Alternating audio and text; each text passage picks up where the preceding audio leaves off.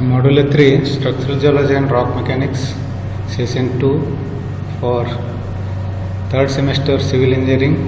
Course name is Engineering Geology.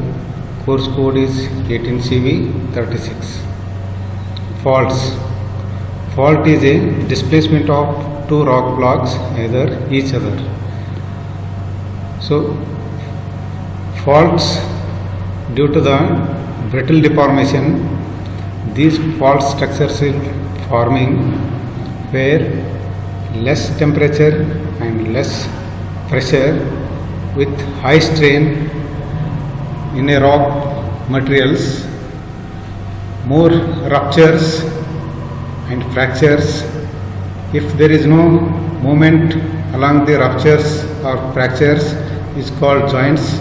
If there is a movement along the ruptures and fractures, two rock blocks is called faults. Faults of faults.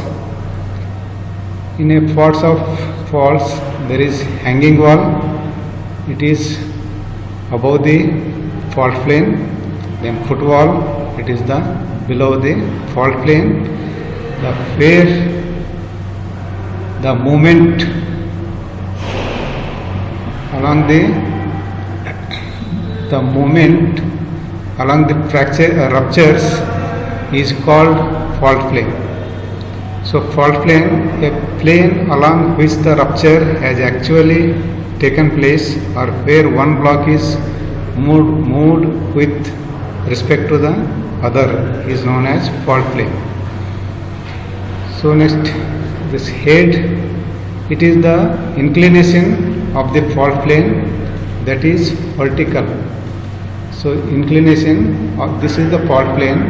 The inclination of this fault plane along the vertical is called head.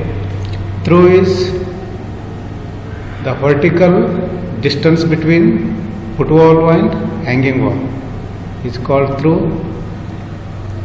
And hew is the horizontal displacement or a horizontal distance between footwall and hanging wall.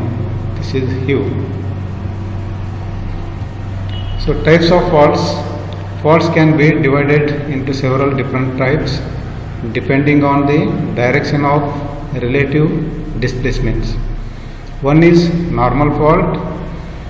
The horizontal tensional stresses in brittle rocks and where the hanging wall block has moved down relative to the footwall is called normal fault.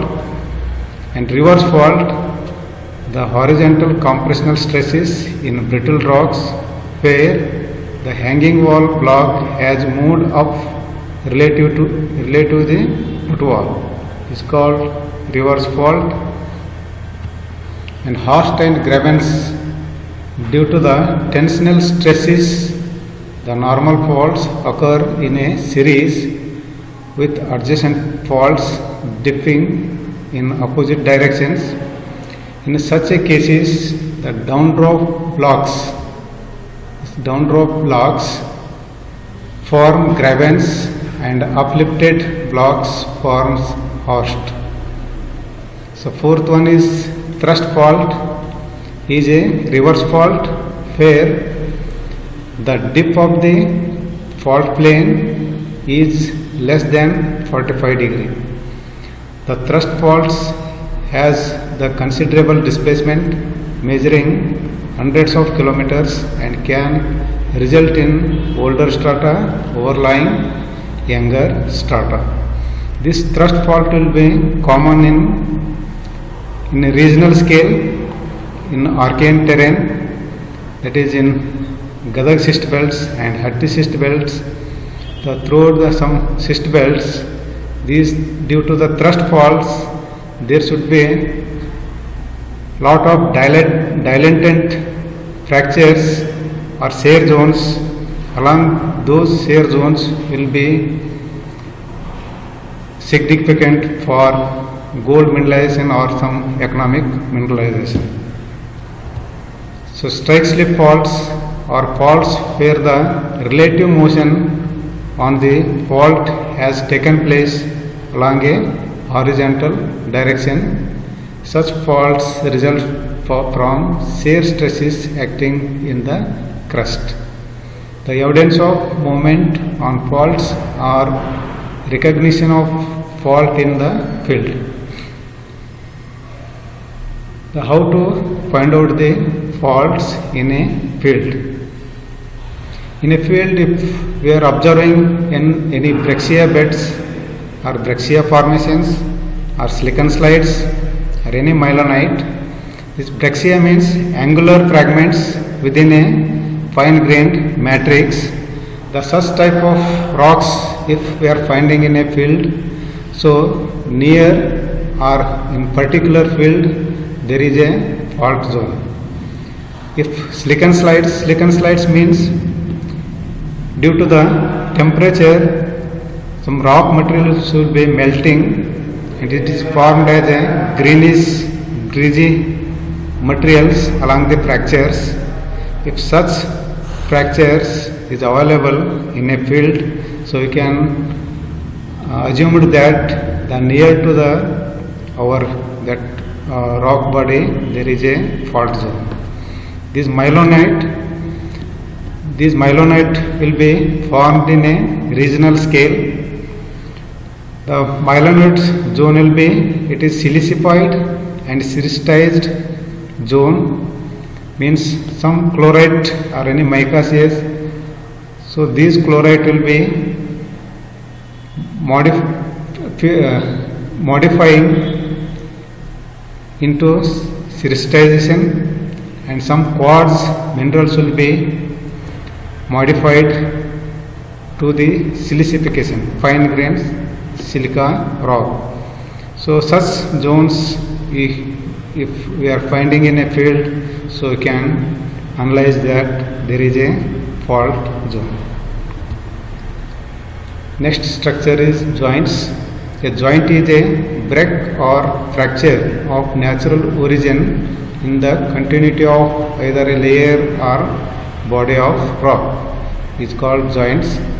The types of joints: number one, non-systematic joints are irregular in form, spacing and orientation, that cannot be readily grouped into distinctive through going joint sets. There is no regular system, but it is irregularly formed fractures is called non-systematic joints. The systematic joints are planar parallel joints that can be traced for some distance and occur at regularly, evenly spaced distances on the order centimeters, meters, tens of meters, or even hundreds of meters. Based upon their orientation to the axial planes and axis of folds, the types of systematic joints are as follow. Longitudinal joints are roughly parallel to the fold axis.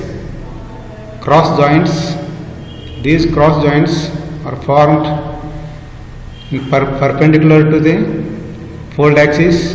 Then diagonal joints typically occur as conjugate joint sets that trend oblique to the fold axis, and strike joints are trend parallel to the strike of the axial plane of a fold, and cross strike joints are cut across the axial plane of a fold. Third one, columnar joint. These joints split a rock body into long prisms or columns. Typically, such columns are hexagonal or 3 faces or 4 faces or 5 faces up to the 7-sided columns are relatively common. These columnar joints are formed near to the water body where the volcanic activities are occurs. So for example, in Malpe Beach and in near Belgaum areas, we can find the columnar joints in metabasalt. In volcanic rocks, that is basalt. So unconformity is another structures, and unconformity is defined as a surface of erosion or non-deposition occurring within a sequence of rocks, or it is easy can simplified the definition like the unconformity is a separation between two different formation, that is younger and older. The types of unconformity is number one, angular unconformity. It is characterized by different inclination and structural features above and below the surface of unconformities. It is called angular unconformities. In disconformities, the beds lying below and above the surface of erosion are no deposition or almost parallel, no fold or faulting or tilting of the strata. So third one, non-conformities.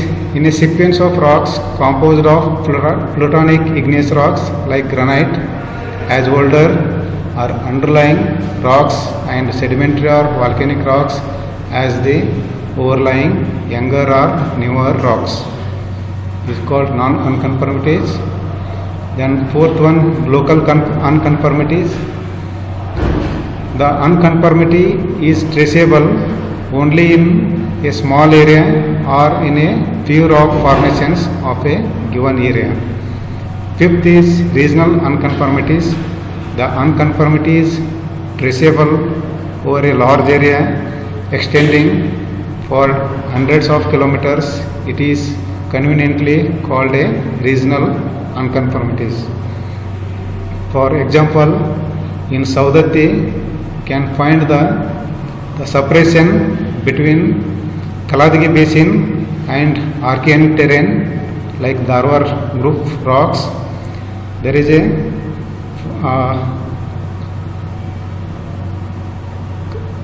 conglomerate rock we called as a Eparchian unconformities.